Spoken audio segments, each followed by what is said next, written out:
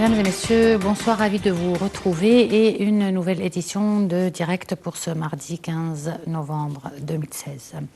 L'édition d'aujourd'hui sera essentiellement consacrée aux mesures économiques dernièrement décidées en Égypte et leur impact sur l'économie égyptienne et la vie des citoyens égyptiens et bien entendu l'investissement. Et on va commencer par quelques reportages internationaux. Le premier concerne la Syrie. Les rebelles syriens soutenus par la Turquie ont annoncé être sur le point de lancer une offensive visant à chasser les terroristes de Daesh de la ville d'El-Beib dans le nord de la Syrie. C'est dans cette région que l'aviation turque mène depuis dimanche une série de raids aériens. Le président Recep Tayyip Erdogan a fait de la conquête d'El-Beib, située à 30 km de la frontière syro-turque, un des grands objectifs de l'intervention turque en Syrie. Aya Al-Shel et Sarah Al-Maghrabi avec les détails.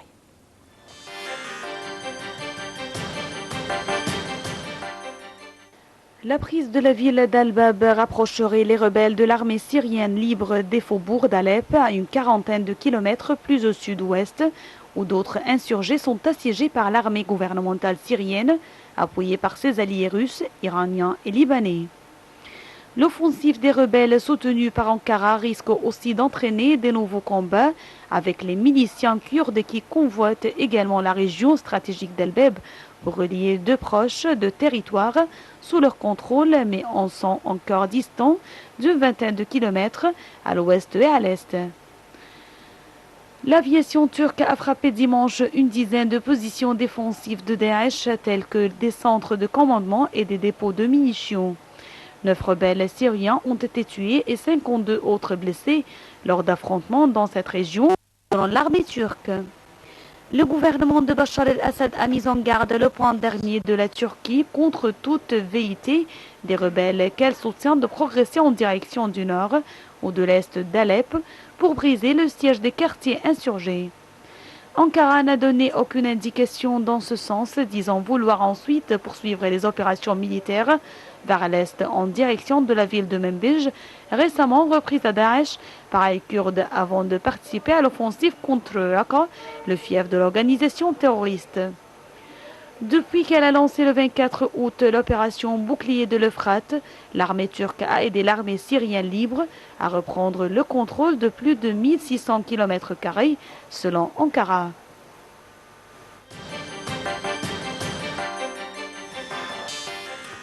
Et on va passer maintenant aux États-Unis où le futur président des États-Unis a précisé certains points de son programme et a répondu aux inquiétudes des centaines de milliers de manifestants lors d'une interview accordée à CBS. Par ailleurs, l'équipe du prochain président se dessine peu à peu. Donald Trump a annoncé la nomination de ses hommes forts, dont le chef du parti républicain, Reince Priebus, et Stephen Bannon, son directeur de campagne. Aya Al-Shel et Sarah Al-Maghrabi avec les détails.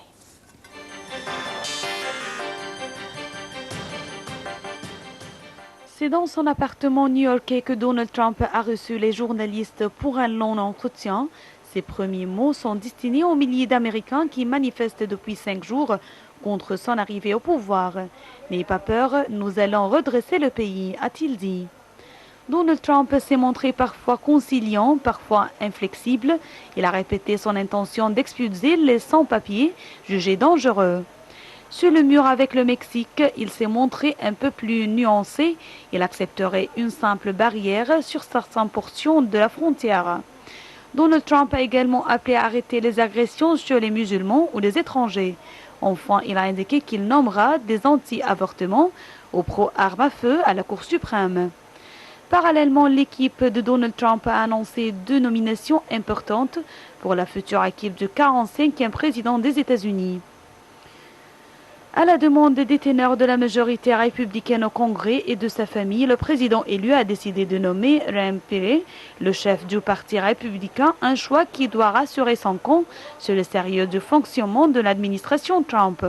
Mais l'annonce a été faite en même temps que celle d'un conseiller spécial en stratégie, dont le nom était même en premier présenté des niveaux équivalents du chief au staff. Ce poste est créé sur mesure pour Steve Bannon, qui était depuis août le PDG de la campagne Trump, dans l'ombre calme il n'y part presque jamais apparu en public.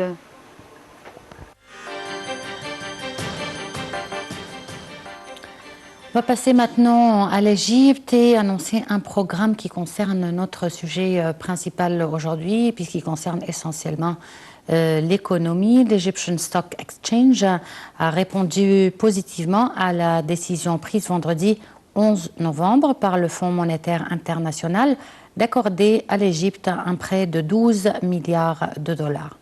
Le GX30 et le GX70 sont en hausse depuis. Des analystes égyptiens estiment que cela devrait se poursuivre sur le court terme à la suite de la décision du Fonds monétaire international qui donne droit à un décaissement immédiat de 2,75 milliards de dollars, venant s'ajouter aux 4 milliards de dollars mobilisés à travers un placement privé sur le marché financier irlandais. Aya El-Shel et Sarah Al-Maghrabi avec les détails dans ce reportage. Et tout de suite après, on entame notre sujet principal pour ce soir, qui concerne, comme on l'a dit, l'économie égyptienne.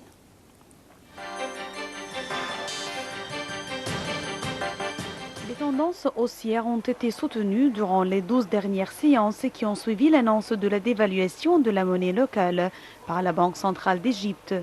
Le président de la firme d'investissement indique que suite à la dévaluation de la livre égyptienne, plusieurs investisseurs institutionnels étrangers ont effectué des placements, notamment à travers le fonds indiciel MSCI. Ceux-ci auraient parié selon lui sur le fait que la consolidation des réserves de change qui a suivi la dévaluation en Égypte se traduira progressivement par des gains à travers l'amélioration de la livre égyptienne face au dollar, par un accroissement des marges positives des sociétés, côté du fait de la réduction des coûts liés aux facteurs monétaires et enfin par une amélioration des plus-values boursières. Par ailleurs, face au renforcement des réserves, les bureaux de change cèdent rapidement leur dollar afin qu'ils ne perdent plus de valeur en leur possession. Toute chose qui améliore la valeur de la livre égyptienne. Dans l'économie réelle, cependant, toutes ces évolutions positives pour les établissements financiers tardent à se traduire en réalité concrète. Le président de la Chambre des sociétés agro-industrielles fait savoir que pour les entreprises de son secteur, obtenir 2 dollars via les circuits officiels des banques demeure encore un défi.